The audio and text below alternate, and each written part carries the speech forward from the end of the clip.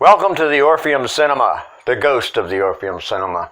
This is the actual box office without the Attack of the 50-Foot Woman poster in it, of course. When you looked through there, you saw somebody selling you tickets to the Orpheum. Then, with films like The Kiss of Death, and I even ran one of the most hated films in the whole 90s, hated, by C.G. Allen, who was a murder junkie. And then these are the beautiful movie stars that were the icons: Barbara Stanwyck, Judy Garland, Bette Davis, Kate, of course, Joan, Audrey, Lana. Then this was behind the concession stand. This is Aloha, the Princess of Passion, and everybody that bought popcorn at the Orpheum or candy or sodas stood there and stared at this while they were doing so. Okay, now this is the very faded Midnight Movies poster from the Coolidge Theater, a revival house in Boston, Cambridge, Massachusetts.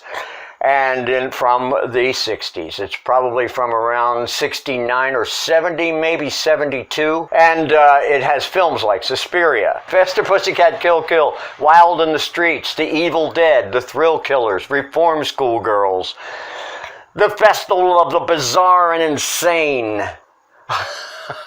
And there's John Waters' Multiple Maniacs at the bottom. The Scopatone movie, the first video, music videos were the Scopatone movies. The Scopatone movies played in actual jukeboxes, and they had like a TV screen, and they showed you dance movies, some vaudeville, all kinds of crazy stuff, rock and roll, Spike Jones, and I ran them at the Orpheum. These are all films that were run at the Orpheum. Then here we go farther over. These are all films, iconic films that played at the Orpheum. Of course, Casablanca, Rex, King of the Sierras, Mothra, The Curse of the Demon, The Children of Paradise, and of course King Kong. And then there's The Bad and the Beautiful, Crybaby Killer, Jack Nicholson's first film, Teenagers from Outer Space, and that wall there's Judy Garland, there's Divine and the Infant of Prague. Then there's the character actors that were the backbone of cinema from all the studios. These people, men and women, gave you cinema. They gave you the ideas that you have about what motion pictures are.